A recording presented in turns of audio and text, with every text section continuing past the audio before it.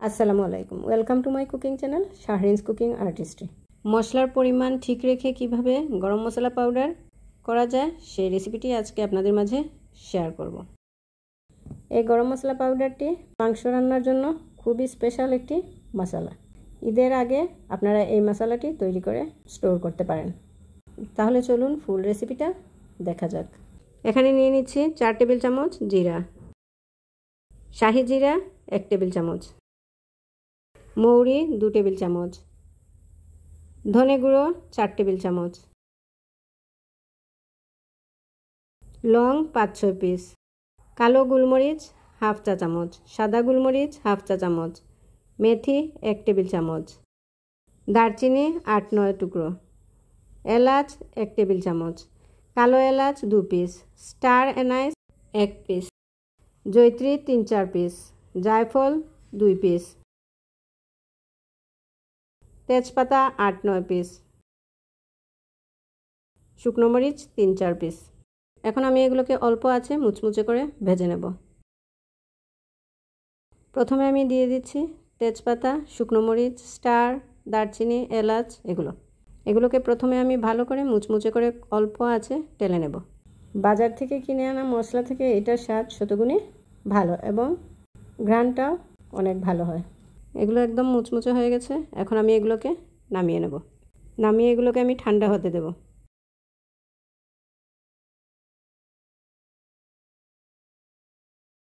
এখন দিয়ে দিচ্ছি বাকি সব মশলাগুলো, ধনে জিরে, শাহি জিরে, মেথি, গোলমরিচ এগুলোকে আমি অল্প আছে একদম মুচমুচে করে ভাজবো।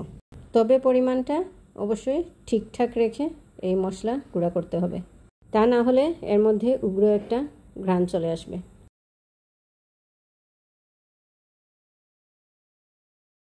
একটু সময় নিয়ে এগুলোকে টালতে হবে।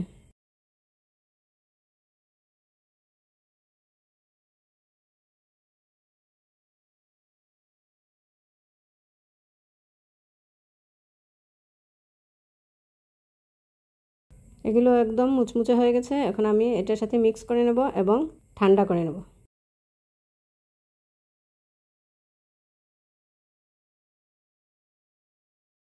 ঠান্ডা হয়ে গেছে। এখন আমি একটা গ্রাইন্ডারের সাহায্যে এগুলোকে গ্রাইন্ড করে নেব, খুব ভালো করে গ্রাইন্ড করে নেব।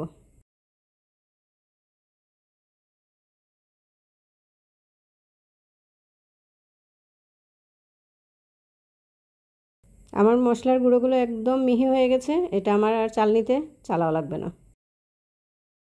এখন আমি একটা পেপারের মধ্যে ঢেলে এটাকে ঠান্ডা হতে দেব। ইউটিউব থেকে যারা দেখছেন তারা একটা লাইক, কমেন্ট ও সাবস্ক্রাইব করতে ভুলবেন না প্লিজ। আর ফেসবুক থেকে যারা দেখছেন তারা একটা লাইক, কমেন্ট ও ফলো দিতে ভুলবেন না প্লিজ। এগুলোকে আমি একটি চামচের সাহায্যে ভালো করে মিক্স করে নেব। খুব ভালো একটা স্মেল হয়েছে। রেসিপিটি যদি আপনাদের ভালো লেগে থাকে অবশ্যই কমেন্ট করতে ভুলবেন না প্লিজ। এখন আমি দুটো পরিষ্কার জারের মধ্যে গুঁড়োগুলো নিয়ে নিচ্ছি। এখন আমি এগুলোকে ঢাকনা লাগিয়ে স্টোর করে নেব। যে বা যারা যেখান থেকে আমার ভিডিওটি দেখছেন তাদেরকে অসংখ্য ধন্যবাদ। সহজ সহজ রেসিপি পেতে প্রতিদিন আমার সাথেই থাকবেন। পরবর্তী রেসিপি দেখার আমন্ত্রণ রইল।